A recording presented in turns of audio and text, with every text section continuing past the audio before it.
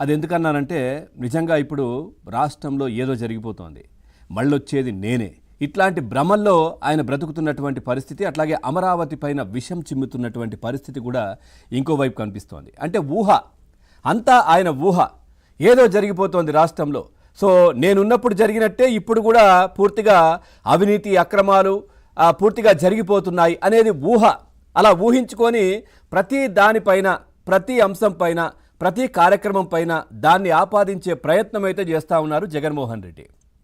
ఒకవైపు భ్రమలు, ఊహలు, లేదంటే గాలిలో లెక్కలు, లేదంటే క్యాలెండర్ పైన ఇప్పటికీ ఎన్ని రోజులైంది ఈ కూటమి ప్రభుత్వం వచ్చి, మళ్ళీ నేను ఎప్పుడు రాబోతున్నాను. సో ఈ లెక్కలేస్తూ టిక్కులు పెడుతూ క్యాలెండర్ పైన జగన్మోహన్ రెడ్డి ఈ విధంగా కాలాన్ని వెల్లదీస్తున్నటువంటి పరిస్థితి ప్రస్తుతం అయితే కనిపిస్తూ ఉంది. ఎందుకంటే అమరావతి నిర్మాణం ఒకవైపు శరవేగంగా సాగుతోంది. మునుపటిలాగానే రాజధాని ప్రాంతం కార్మికులు యంత్రాల సందడితో పూర్తిగా కలకలలాడుతున్నటువంటి పరిస్థితి.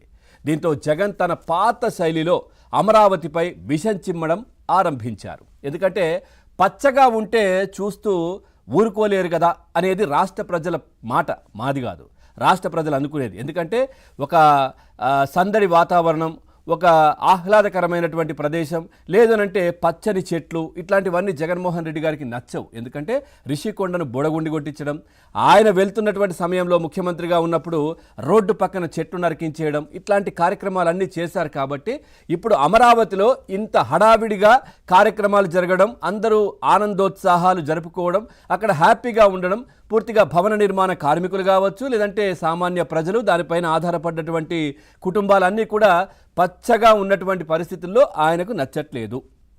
పూర్తిగా మాజీ ముఖ్యమంత్రిగా తాను చెప్పిన లెక్కలను ప్రజలు నమ్ముతారని ఆయన భ్రమల్లో ఉన్నారు.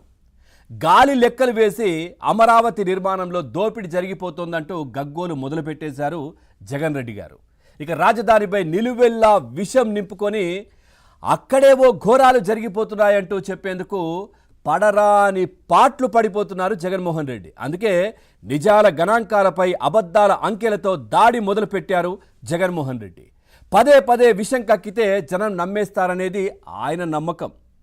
ఆయనకు తెలియని విషయం ఏంటంటే ప్రజలు నమ్మక, వాళ్ళు చెప్పినటువంటి అంశాలు ఏది పరిగణలోకి తీసుకోక 11 ఇచ్చి పక్కన కూర్చోబెట్టారు. ఆ విషయాన్ని గ్రహించాలి జగన్ రెడ్డి గారు. ఎందుకంటే రాజధాని అమరావతిపై వైసీపీ అధినేత జగన్ మనం ప్రస్తుతం మరోసారి అక్కసైతే వెలగక్కారు. గతేడాది ఆగస్టులో గాలి పోగేసి అబద్ధాలతో అమరావతిపై దాడి చేసిన ఆయన తాజాగా అసత్య గణాంకాలతో విషం చిమ్మాలని చూస్తున్నటువంటి పరిస్థితి. రాజధానిలో జరుగుతున్న నిర్మాణాల్లో అవినీతి జరిగిపోతోందని, అడ్డగోలుగా ఖర్చు పెట్టేస్తున్నారని, ప్రభుత్వంపై పెను భారం పడుతోందని, కళ్ల ముందు అవినీతి జరిగిపోతున్నా ఎవరూ పట్టించుకోవడం లేదని, తాను మాట్లాడితే తప్ప ఏది బయటకు రావడం లేదని నిజంగా చెప్పాలంటే ఏం చెప్తున్నారో అర్థం కావట్లేదు. పూర్తిగా గగ్గోలు పెడుతున్నారు. తాను మాట్లాడితేనే విషయాలు బయటకు రావట్లేదంట.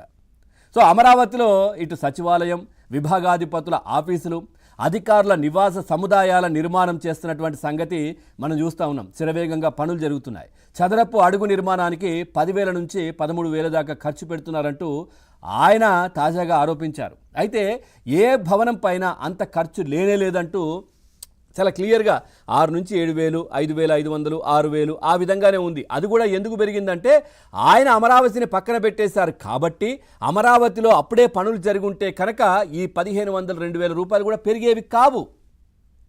సో ఇవి పెరిగేవి కావు. 6,500 అంతవరకే ఉంది. సో ఇప్పుడు అవి కూడా పెరిగేది కాదు. ఎందుకంటే ఆయన పక్కన పడేసి సో అక్కడ ఎక్కడ కూడా పనులు జరపలేదు కాబట్టి ఇప్పుడు మనం చూస్తూ ఉన్నాం ఖర్చులు పెరిగిపోయాయి. ఈ నేపథ్యంలో కొంచెం ఛార్జ్ అయితే దాంట్లో పెరిగింది. కానీ ఆయన చెప్తున్నట్టు 10 నుంచి 12,000, 13,000 పెరిగినంత పరిస్థితి లేదు. ఇవన్నీ కూడా గాలి మాటలు, గాలి లెక్కలు చెప్పి ఏదో చేసే ప్రయత్నం మనం చూస్తూ ఉన్నాం.